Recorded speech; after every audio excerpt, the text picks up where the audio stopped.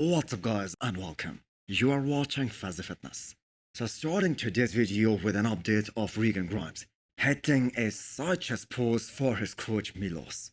And I have to say you cannot deny the added size in certain areas.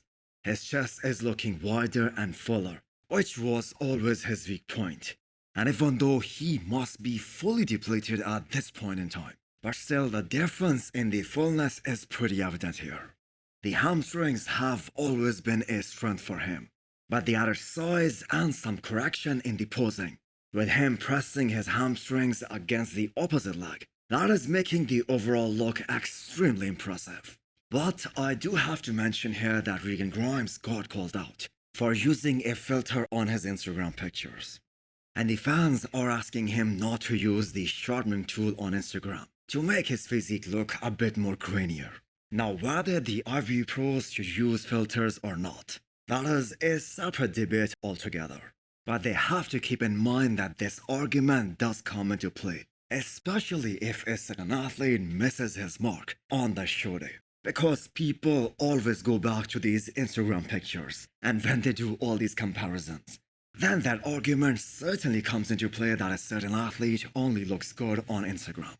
But putting that aside, let's give props to Regan Grimes for bringing some real hype into this show. The look on his face is enough to tell us the story that he has suffered real hard to get into that sort of conditioning. And it is pretty evident with the look that he has on his face that they are doing everything in their power to bring that top-notch conditioning. Now, interestingly, Blessing Regan, who is also doing this show, he also posted a similar update, and he is pretty confident as well that this will be his best version to date. But I can certainly understand why people are picking Regan Grimes over Nathan D'Asia and Blessing Regan to win this show. Because he is certainly gonna expose both these guys in those hamstrings, in both the side shots and the back shots as well. We know Blessing is entering this show with the expectations to win and get his Olympia qualification. But regardless of where he places, if he chops his Indy prologue and the New York prologue from last year, I think that will be a huge victory for him and a step towards the right direction.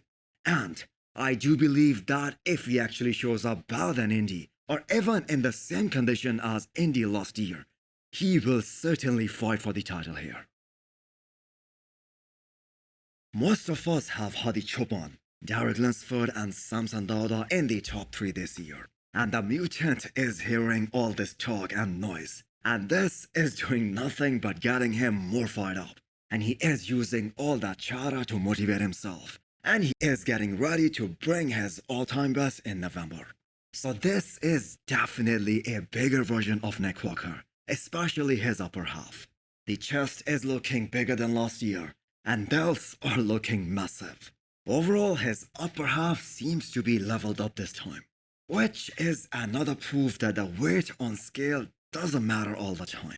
He looked more streamlined at the Pittsburgh Pro this year, compared to last year of course, but he was able to grow a lot more during this off-season, compared to the one he had in 2022. That was more than a year, and this was merely 3 months. He weighed less this year, but he was able to grow more. Now, all that being said, I'm not gonna sugarcoat anything. The biggest difference that the judges wanna see, and of course what the fans wanna see, are the improvements in his quad sweep. Because that has been the only major weakness of his so far. And Nick Walker believes that he has accomplished that goal this time. So we will see how he compares with the likes of Andrew Jagged, Samson, Derek Lunsford, especially in those front relaxed and front lat spread shots. Because these are the shots where all the top 6 guys expose him. But on the other hand, Nick Walker beats them in the side shots and in the back shots. So if in fact he has been able to make improvements in his quads, he is gonna be super dangerous. This year's Mr. Olympia is gonna be lit. The way John Jewett has been crushing this Legion Sports prep, and keep in mind this is gonna be his men's open bodybuilding debut. And from the looks of his update, do not be surprised if you see a permanent switch to open next year. He is qualified for the 212 Olympia this year, and I'm sure he will somehow make the 212 weight cutoff to step on the biggest bodybuilding stage. But from the looks of his recent updates, he isn't gonna like that weight making process at all. That is 229 pounds, and he looks absolutely diced here. So he is definitely gonna have to suffer to come down to a lower division. I am excited to see how he compares with the top pros at Legion Sports. His conditioning can definitely match with almost anyone in the pro league, but the size difference is definitely there. And if we look at some of the names prepping for the Legion Sports, like William Martins, Charles Griffin, the weight difference with some of these guys might be as high as 70 pounds.